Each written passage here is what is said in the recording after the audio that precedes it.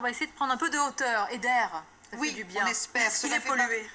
Alors, cela fait partie des constats réalisés pendant les 2 mois de confinement. L'air, justement, dans les grandes villes était plus pur, moins pollué. Qu'en est-il aujourd'hui alors que s'accélère justement le déconfinement? Eh bien, selon les toutes dernières informations fournies par les indicateurs d'air, eh bien, cet air est de nouveau presque aussi pollué qu'avant le confinement. Et on va en parler justement avec notre invité, Jérôme Giacomoni. Bonjour à vous et merci d'être en direct sur CNews. Vous êtes le cofondateur du fameux ballon aérophile, le ballon captif qui est à la fois d'ailleurs touristique et scientifique et qui fait partie de notre patrimoine parisien. Alors je vois que vous avez bien les pieds sur terre, mais il paraît que depuis le ballon, il y a une vue magnifique en ce moment. Vous nous le confirmez ?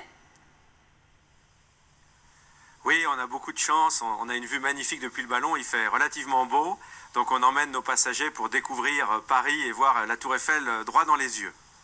Est-ce que vous pouvez nous expliquer ce que ce ballon permet de mesurer, d'appréhender quant à la qualité de l'air ? Oui, en fait, le ballon, comme vous le voyez, est rempli d'hélium et il s'élève par ses propres moyens, donc il n'y a aucun moteur.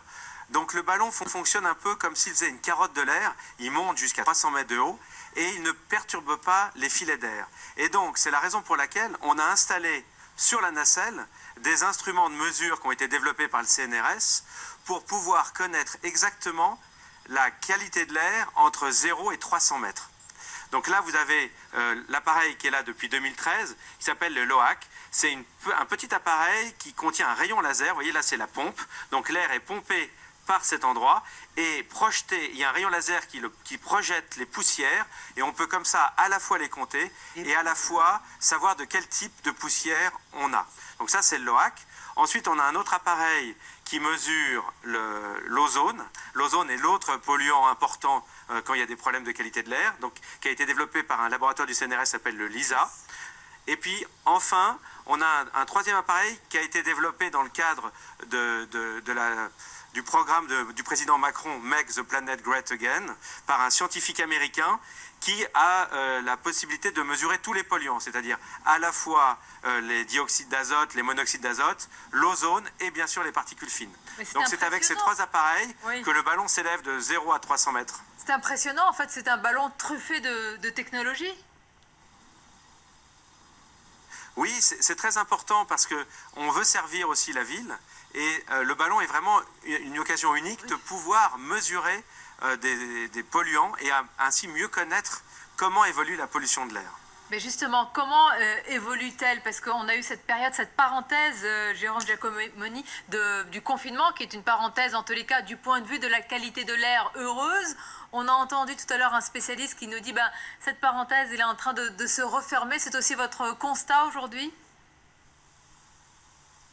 Oui, hélas. Moi, j'ai eu la chance de voler dans le ballon Generali quand il a fait très beau et quand on était en plein confinement parce qu'on avait, la préfecture de police nous avait autorisé à continuer les vols scientifiques pour pouvoir justement comparer toutes les données des années passées par rapport à cette année où il y a eu le fameux confinement de 2 mois.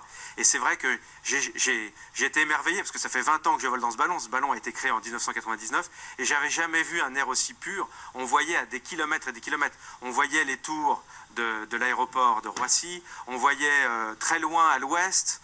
Donc c'était vraiment impressionnant et donc il y a vraiment un effet de polluant, de la pollution de l'air. Il faut savoir que c'est la 9e cause au monde de mortalité, c'est la pollution de l'air. Donc c'est quand même un enjeu majeur pour l'humanité, c'est un enjeu majeur pour les Parisiens.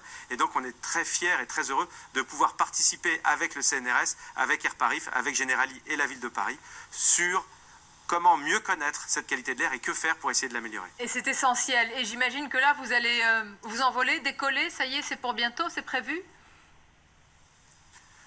Ah bah là, on fait des vols toutes les 10 minutes. Monsieur le pilote, on va se faire un petit vol. On y va, vous savez. Ce qui est fantastique, ça s'appelle un ballon à gaz. Et ce qui est fantastique, c'est qu'on peut décoller tout simplement quand on veut. Alors on va monter dans la nacelle. On vous suit. On est presque avec vous. On emmène à peu près 60 000 passagers par an. Donc c'est le ballon qui a emmené le plus de passagers au monde, puisqu'il a monté près d'1 million de passagers depuis sa création. Et puis, vous n'êtes pas sans savoir que c'est les Français qui ont inventé les ballons. Le premier vol humain a eu lieu au château de la Muette en 1783, juste à côté d'ici. Et donc, on est très fiers de perpétuer cette tradition française, même parisienne, du vol en ballon.